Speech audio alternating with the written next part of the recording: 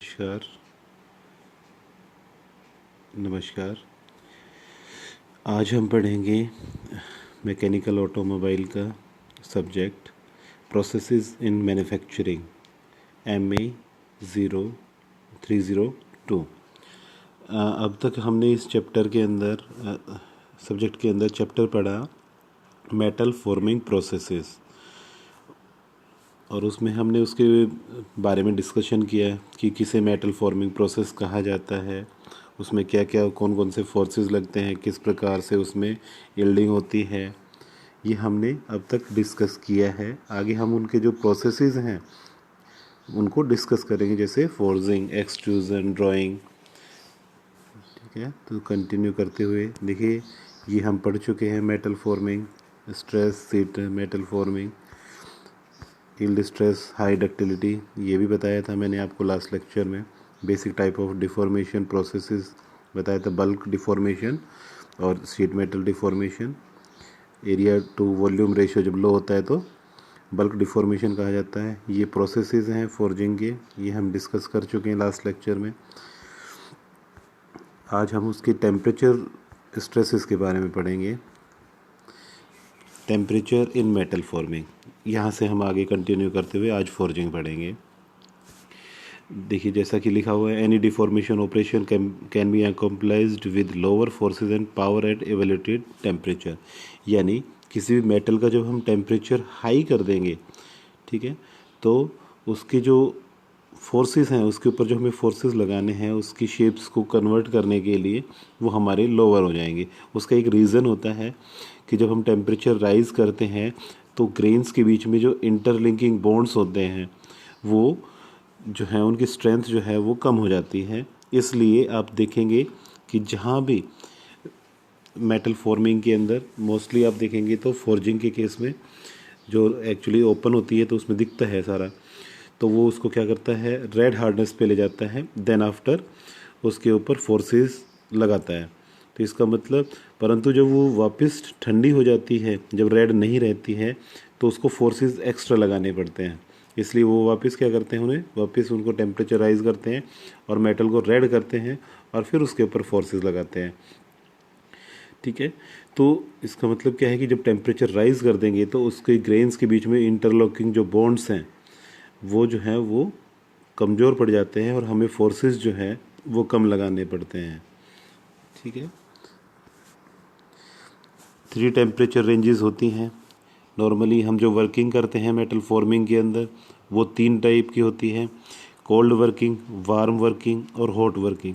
इनमें जो अंतर है, यानी इनके बीच में जो डिफरेंस है वो है बेसिकली टेम्परेचर का, कि जो कोल्ड है वो below the nearly room temperature, below नहीं, रूम नियरली रूम टेम्परेचर के आसपास होता है। ठीक है, वार्म जो है वो स्लाइटली अबव होता है और हॉट वर्किंग जो है थोड़ा सा और अबव होता है। ये रूम टेम्परेचर अभी एक्सप्लेन करते हैं इसको। देखिए, cold working performed at room temperature or slightly above below the recrystallization temperature. देखिए, जैसा कि इसमें बोला गया है कि रूम टेम्परेचर यानी जो नॉर्मल कंडीशंस होती है हमारी, उन पे इसको परफॉर्म किया जाता है, या फिर थोड़ा सा स्लाइटली उससे ज़्यादा टेम्परेचर पे। इसके बहुत सारे बेनिफिट्स होते हैं। जैसे आप देखोगे, कोल्ड वर्किंग से जो साइकिल्स के फ्रेम बनते हैं वो कोल्ड वर्किंग से बनते हैं। इसके अंदर काफ़ी बेनिफिट्स है। एक तो टेम्परेचर ज़्यादा नहीं करते, तो इसके कारण इसके अंदर जो बॉन्डिंग्स हैं, इंटरलॉकिंग, उस पर इफेक्ट ज़्यादा नहीं पड़ता और स्ट्रेसेस नहीं डेवलप होते। तो समझ में आया, कोल्ड वर्किंग जो है वो रूम टेम्परेचर या रूम टेम्परेचर से थोड़ा सा ज़्यादा टेम्परेचर के ऊपर की जाती है। हाँ, इसमें एक वर्ड और है, रिक्रिस्टलाइजेशन। देखिए, क्रिस्टलाइजेशन का, क्रिस्टल्स होते हैं, क्रिस्टल्स मतलब उनकी फॉर्मेशन, क्रिस्टल फॉर्मेशन करके ही मेटल बनते हैं पूरा का पूरा। तो रिक्रिस्टलाइजेशन का मतलब जो ग्रेन्स पहले ही बन चुके हैं, जब आप उनको वापस गर्म करने लगोगे तो वो अपनी आकृति में परिवर्तन लाने लगेंगे, यानी वो अपने शेप्स के अंदर चेंज करेंगे। जब वो अपना शेप्स को वापस चेंज करने लगते हैं तो वो काफ़ी हाई टेम्परेचर होता है और उस टेम्परेचर को बोलते हैं रिक्रिस्टलाइजेशन। यानी कि जब जो हमारे ग्रेन्स हैं, ग्रेन्स मतलब दाने जिनसे ये मेटल बनी हुई है हमारी कोई भी मेटल, वो दाने जब हम गर्म करते हैं तो वो अपने साथ वाले जो नियर बाई जो आसपास के जो ग्रेन्स हैं दाने हैं उनके साथ बॉन्डिंग बना के अपना साइज़ बड़ा करते हैं या छोटा करते हैं, डिपेंड करता है टेम्परेचर्स पे और ट्रीटमेंट के ऊपर। तो ऐसा होता है तो उस टेम्परेचर जहाँ पे वो ग्रेन अपनी आकृति में वापस परिवर्तन करने लग जाता है उसको बोलते हैं हम रिक्रिस्टलाइजेशन टेम्परेचर। परंतु एक चीज़ और है कि रिक्रिस्टलाइजेशन टेम्परेचर जो है वो मेल्टिंग टेम्परेचर से लोअर होता है। इस चीज़ को भी अपने दिमाग में हमेशा रखें। नेक्स्ट देखिए, many cold forming processes are important mass production operations. जैसे कि मैंने बताया आपको कि कोल्ड फॉर्मिंग प्रोसेस से हम है ना बहुत सारी शीट्स की थिकनेस भी घटाते हैं, मैंने कहा साइकिल फ्रेम्स भी बनाते हैं। इससे सबसे ख़ास बात ये है कि इसमें जो मेटल है उसकी स्ट्रेंथ पे कोई फ़र्क नहीं पड़ता बिफोर वर्किंग और आफ्टर वर्किंग। यानी आपने जो पहले स्ट्रेंथ थी काम करने के बाद, फॉर्जिंग करने के बाद भी उसकी स्ट्रेंथ उतनी ही बनी हुई है और काफ़ी मास प्रोडक्शंस में आजकल इंडस्ट्री में यूज़ किया जा रहा है। मिनिमम और नॉन मशीनिंग यूजुअली रिक्वायर्ड, कम से कम मशीन चाहिए और या फिर नॉन मशीनिंग करके हम उसकी शेप को चेंज करके इजीली बना सकते हैं। एडवांटेजेस देखिए, सबसे बड़ी बात है कि बेटर एक्यूरेसी आएगी, यानी आप जितना चाह रहे हैं उसी के आसपास डायमेंशन रहेगा। क्लोजर टॉलरेंस होंगे, जितना हमने टॉलरेंस जोन रखा है अपना उस टॉलरेंस जोन के अंदर हम अपने प्रोडक्ट को ईज़िली बना सकते हैं। देखिए एक्यूरेसी है, एक्यूरेसी को समझने के लिए एक्यूरेसी का मतलब ये होता है जैसे मान लीजिए हमारे पास एक इंस्ट्रूमेंट है, उसमें वोल्टेज जो आ रही है उस वोल्टेज को एक बार हमारे इंस्ट्रूमेंट ने नापा 200 वोल्ट, फिर हमने उसे बंद किया, फिर हमने दोबारा उसी सप्लाई को वापस मेज़र किया तो उसने दिखाया कि 210। फिर हमने उसको वापस फिर चेक किया थोड़ी देर बाद, फिर उसने दिखाया 215। दैट मीन्स उसमें एक्यूरेसी नहीं है, यानी वो सेम सप्लाई को अलग अलग मतलब अलग अलग समय पे अलग अलग शो कर रहा है।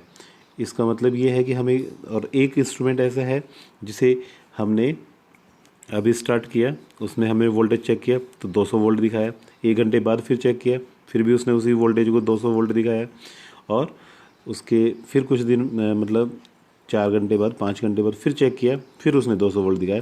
दैट मीन्स वो उसके जो एक्यूरेसी है वो काफ़ी अच्छी है, ठीक है। और इसको इन अदर वर्ड्स में ये भी ऐसे भी देखा जा सकता है कि वो प्रिसीजन है। एक्यूरेसी का मतलब ये है कि जैसे वोल्टेज आपने सप्लाई की 200 वोल्ट और आपका इंस्ट्रूमेंट दिखा रहा है 199, तो उसकी एक्यूरेसी कम हो गई क्योंकि उसने 200 वोल्ट को 199 शो किया। अगर वो बार बार आप चेक करते हो और वो आपकी 200 ही शो करता है तो वो क्या कहलाया जाएगा, एक्यूरेट इंस्ट्रूमेंट कहलाया जाएगा। जो मैंने पहले आपको बताया कि बार बार चेक करने पे वो स्लाइटली कभी अबाव चला जाता है कभी बिलो रह जाता है तो वो प्रिसीजन कहलाता है, ठीक है। देखिए बेटर सरफेस फिनिश रहती है, यानी जो आप में प्रोडक्ट्स बनाएंगे उनकी सरफेस फिनिश बहुत अच्छी रहेगी। Strain hardening increase strength and hardness. देखिए स्ट्रेन हार्डनिंग प्रोसेस होता है, ये जो कोल्ड फॉर्मिंग की वजह से होगा। इसकी वजह से क्या होगा, स्ट्रेंथ और हार्डनेस दोनों ही क्या होंगी, बढ़ेंगी, ठीक है। तो यानी कोल्ड फॉर्मिंग में क्या इंक्रीज हो रहा है, स्ट्रेंथ एंड हार्डनेस दोनों ही इंक्रीज हो रही है। No heating of work required, यानी आपने प्रोडक्ट बना लिया तो जब उसमें आपने शेप को बैंड किया या कुछ भी किया तो उसकी वजह से उसमें स्ट्रेसेस डेवलप होंगे, परंतु कोल्ड फॉर्मिंग में ऐसा नहीं होता है। यानी आपने प्रोडक्ट बना लिया तो प्रोडक्ट बनाने के बाद आपको हीट ट्रीटमेंट के लिए जाने की ज़रूरत नहीं है, आप बिना हीट ट्रीटमेंट के भी एक अच्छी स्ट्रेंथ का प्रोडक्ट बना सकते हैं। डिसएडवांटेजेस देखिए कि कोल्ड फॉर्मिंग की डिसएडवांटेजेस क्या हैं। हायर फोर्सेस, यानी जब आप टेम्परेचर, हमने पहले भी कहा कि जब हम टेम्परेचर राइज़ कर देते हैं तो जो फोर्सेस लगाते हैं वो कम रिक्वायरमेंट होता है, यानी पावर कंजप्शन कम होता है। तो जब हम कोल्ड फॉर्मिंग करेंगे तो हमने कहा कि स्लाइटली रूम टेम्परेचर से अबाउ या रूम टेम्परेचर के ऊपर हम कोल्ड फॉर्मिंग करते हैं, तो उसमें क्या होगा कि हायर फोर्सेस लगेंगे हमारे, और पावर रिक्वायर्ड जो होगी वो ज़्यादा लगेगी किसी भी ऑपरेशन, डिफॉर्मेशन ऑपरेशन करवाने के लिए। तो सबसे बड़ा ड्रॉबैक ये है कि हमारे पावर और फोर्सेस दोनों ही ज़्यादा देने पड़ेंगे। Ductility and strain hardening limited, यानी डक्टिलिटी भी एक लिमिटेड टाइम पीरियड तक, क्योंकि स्ट्रेंथ और हार्डनेस बढ़ती है।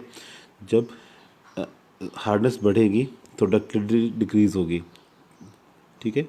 तो limit the amount of forming that can be done, इसके लिए डक्टिलिटी और स्ट्रेन हार्डनिंग हमारे जो मेटल है उसके अंदर ऑलरेडी इतनी लिमिट तक होनी चाहिए कि हम उसके ऊपर ये परफॉर्म कर सके। अदरवाइज़ वो डक्टिलिटी और स्ट्रेन हार्डनिंग उसमें नहीं होगी तो क्या हो जाएगा, वो ब्रेक हो जाएगा या उसमें क्रैक्स आने लग जाएंगे, कुछ प्रॉब्लम्स आ जाएंगी। In some cases metal must be annealed to allow further remove. देखिए एनीलिंग एक प्रोसेस होता है हीट ट्रीटमेंट का, ठीक है, जिसमें हम उसको गर्म करते हैं, देन आफ्टर उसे ठंडा किया जाता है फर्नेस के अंदर ही, ठीक है। तो यानी इसने इन्होंने ये कहा है कि जैसे कि हम उसे गर्म करते हैं फिर काम करते हैं, बट कई बार अगर आपको और उसके ऊपर प्रोसेसेस करने हैं तो उसको क्या करना पड़ेगा, आपको एनिलिंग यानी एक हीट ट्रीटमेंट प्रोसेस से उसे गुजारना पड़ेगा, अदरवाइज़ आप उसके ऊपर काम नहीं कर पाएंगे।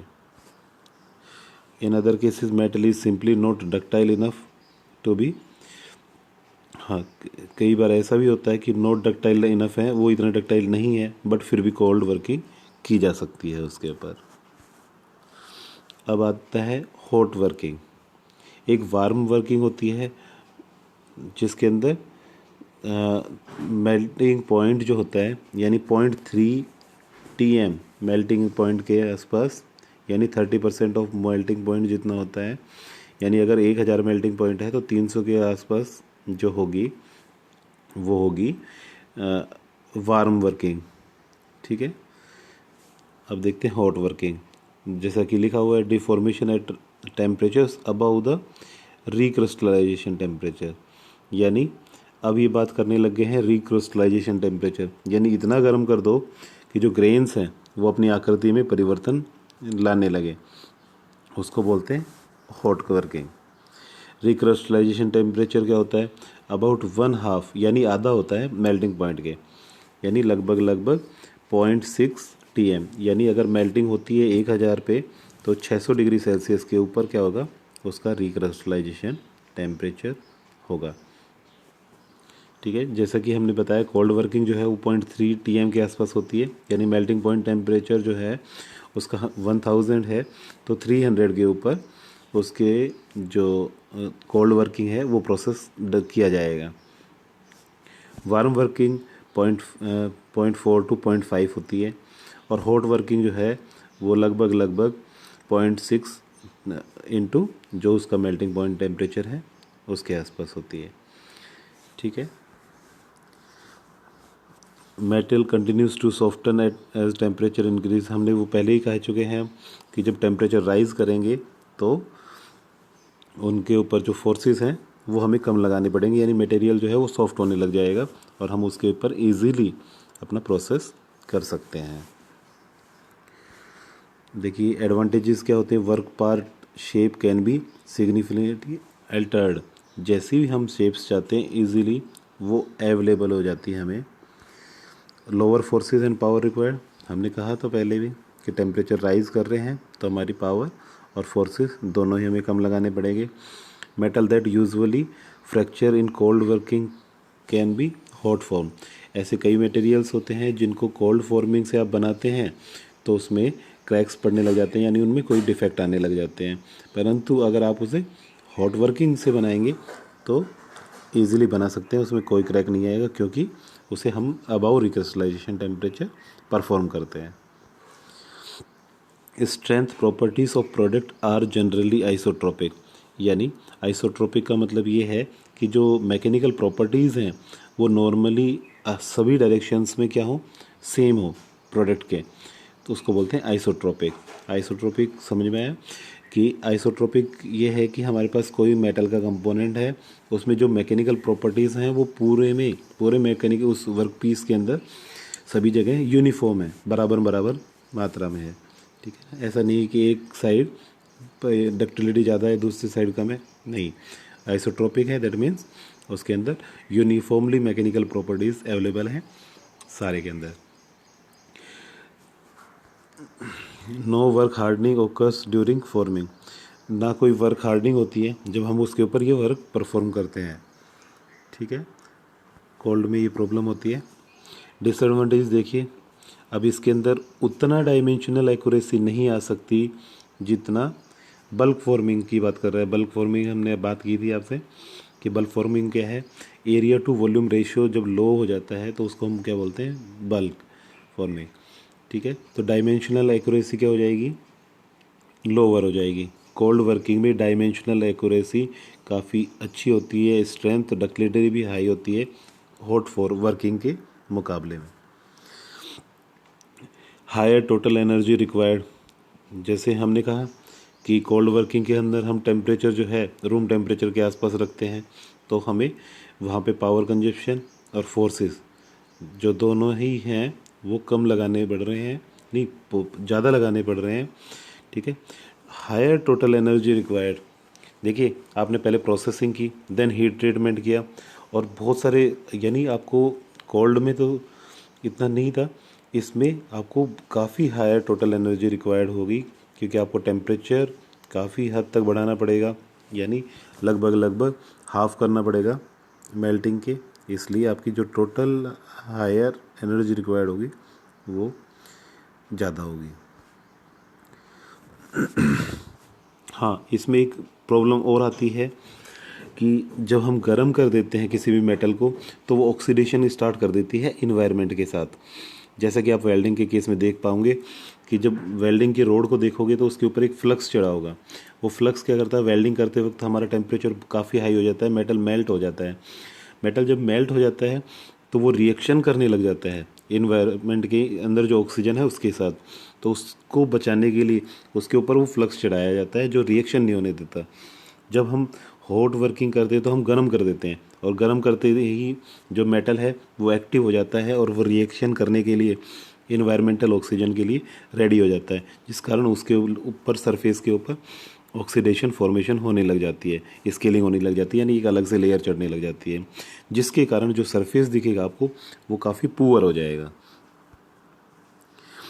शॉर्टर टूल लाइफ, जब आप वर्क करोगे उसके ऊपर तो टूल भी गर्म होगा और टूल की जो लाइफ है वो कम हो जाएगी। अब हम बात करते हैं, हमारा फर्स्ट प्रोसेस है मेटल फॉर्मिंग का, फोर्जिंग। फोर्जिंग किसे कहते हैं? Forging defined as the metal working process by which metals and alloys are plastically deform to the desired shape by the application of compressive force, यानी कि metals और alloys के ऊपर एक कंप्रेसिव फोर्स लगाया जाए जिसके कारण वो क्या हो जाए, प्लास्टिकली डिफॉर्म हो जाए, यानी परमानेंटली डिफॉर्म हो जाए, उसको हम क्या कहते हैं, फोर्जिंग। नॉर्मली आप याद रखिए, जो हमारे नॉर्मली जो लोहार है वो जो प्रोसेस करते हैं वो फोर्जिंग प्रोसेस कहलाता है। ठीक है, यानी वो अपनी हैमर हथौड़ी की मदद से किसी भी वर्क पीस को गर्म करते हैं, देन उसके ऊपर फोर्स लगाते हैं। फोर्स जो लग रहा है हैमर से वो कैसा है, कंप्रेसिव फोर्स है, और कंप्रेसिव फोर्स लगने की वजह से उस पर क्या होगा, उसकी जो शेप है वो चेंज होने लग जाएगी, और शेप भी परमानेंटली चेंज हो जाती है, इसलिए प्लास्टिक डिफॉर्मेशन हो जाएगा उसका। ठीक है, तो ये तो होगी फोर्जिंग की डेफिनेशन। इसमें जो फोर्जिंग है वो ओपन डाई फोर्जिंग हो सकता है या इम्प्रेशन और क्लोज डाई फोर्जिंग हो सकता है, यानी कि फोर्जिंग जो है वो दो प्रकार का होता है। ओपन डाई फोर्जिंग जो है ये open die forging is perform between flat dies without non pre cut profiles in the dies, यानी जो ओपन डाई फोर्जिंग है उसके अंदर डाई के अंदर कोई भी हमने पहले ही प्री कट नहीं डाल रखा है प्रोफाइल में, और उसके ऊपर हम उसे परफॉर्म करते हैं। लार्जर पार्ट्स जो होते हैं जिनका साइज 80 फीट और या LB 2 लाख LBS के आसपास होता है, ठीक है। कैन बी हैमर्ड और pressed into shape this way, तो उनको इस तरीके से शेप देके, यानी बड़े जो प्रोसेस कंपोनेंट्स होते हैं उनके लिए हम इनका इस्तेमाल करते हैं। देखिए ये रहा, आप देख पा रहे हैं डायग्राम के अंदर अपर डाई और लोअर डाई, बीच में जो है वो बिलेट है। बिलेट एक डिज़ायर्ड शेप होती है, आगे बताएंगे हमें आएगी हमारे, तो उसका डायमेंशन फिक्स होता है, बिलेट, ब्लूम। तो ओपन डाई फॉर्जिंग में क्या है कि ओपनली यूज़ होगा, नीचे लोअर डाई और ऊपर अपर डाई, उनके बीच में हम वर्क पीस को डालेंगे और देन अपर वाली डाई को एक सर्टेन फोर्स से नीचे की तरफ लाएंगे, जिसके कारण क्या होगा, वर्क पीस के ऊपर एक कंप्रेसिव फोर्स, संपीड़न बल लगेगा और वो अपनी आकृति में परिवर्तन लाएगा। देखिए हमने डाई के ऊपर कोई भी प्री कट नहीं लगा रखा है, कोई शेप नहीं दे रखी है, हम जस्ट उसको, यानी जैसे आप लोहार की हथौड़ी को देखोगे तो वो उस पर उसने कोई शेप नहीं दे रखी, जैसी शेप है उसी से वो कंपोनेंट्स को डिज़ाइन कर करके अलग अलग कंपोनेंट्स डिज़ाइन कर देता है, बना देता है, ठीक है। It is use number of components to be forged is too small, ठीक है ना, यानी नंबर ऑफ कंपोनेंट्स जो हम फोर्जिंग से बनाएंगे वो क्या होने चाहिए, small. Size of component is too large. देखिए दोनों चीज़ें हैं, अगर साइज़ बड़ा हो गया तो उसकी जो है पोजीशन को चेंज कर करके और फिर बनाना पड़ता है, पर क्लोज डाई के अंदर ज़्यादा बड़े जो कंपोनेंट्स हैं उनको बनाना पॉसिबल नहीं होता। रीज़न कि डाई के अंदर इतना प्री कट करना बड़ा डिफ़िकल्ट काम हो जाता है। सेकेंड वन देखिए स्टार्टिंग स्टॉक है, इसमें क्या अपर डाई है, नीचे लोअर डाई है, जिनमें आप हैचिंग शो कर रखी है हमने, और बीच में जो है वो हमारा वर्क पीस है।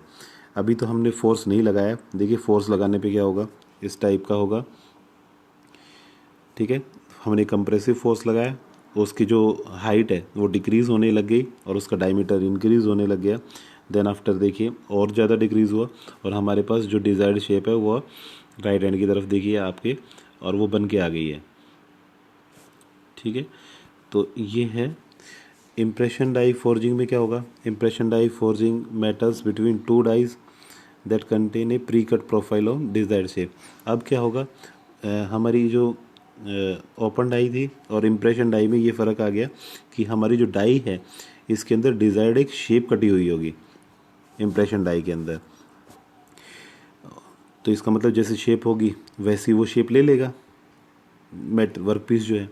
It produce closed dimension tolerance, यानी ये जो है जितना हमारा जो डायमेंशन होगा वो उसमें एक्यूरेसी ज़्यादा आएगी, यानी फ्लैश जनरेट कम होंगे इसके अंदर।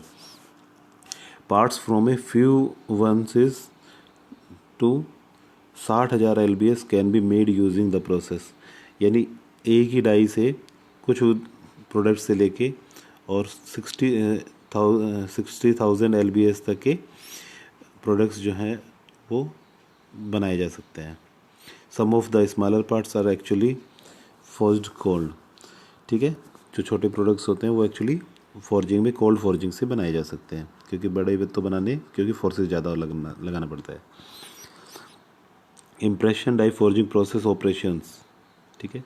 देखिए in impression die forging two dies are brought together, हमने जैसे कि कहा ओपन डाई में भी ऊपर डाई है और नीचे डाई है, इसके अंदर भी ऊपर डाई है और नीचे डाई है, बस अब फ़र्क इतना है कि इसकी डाई के अंदर हमने एक प्री कट दे रखा है, यानी एक शेप काट रखी है, जिसके कारण जैसा भी वर्क पीस डालोगे और फोर्स लगाओगे तो डाई के अंदर जैसी शेप है उसी प्रकार की शेप वो ले लेगा वर्क पीस, ठीक है। फ्लैश कोल्स रैपिडली, देखिए फ्लैश क्या है, फ्लैश है कि जो डाई से एक्स्ट्रा मटेरियल बाहर निकल गया है उसको फ्लैश बोलते हैं, ठीक है। देखिए ये रहा हमारे पास कंपोनेंट। अब डाई के अंदर ओपन डाई में हमने दोनों फ्लैट थी हमारी डाई, यहाँ पे हमने देखिए दोनों में अंडर कट कर रखे हैं, प्री कट हैं ऑलरेडी कट कर रखे हैं, वर्क पीस को रखा बीच में, देन आफ्टर हमने उसके ऊपर फोर्स लगाया, देखिए वो कंप्रेस हो गया, उसकी हाइट डिक्रीज़ हो गई और जो उसकी चौड़ाई है ये वो इंक्रीज़ हो गई। नेक्स्ट में देखिए देखिए साइड में कुछ दोनों डाई के बीच में आ गया, जिसको हम फ्लैश शो कर रहे हैं, ये एक्स्ट्रा मटेरियल है। इसको कंपोनेंट के बनने के बाद इसको हटा दिया जाता है।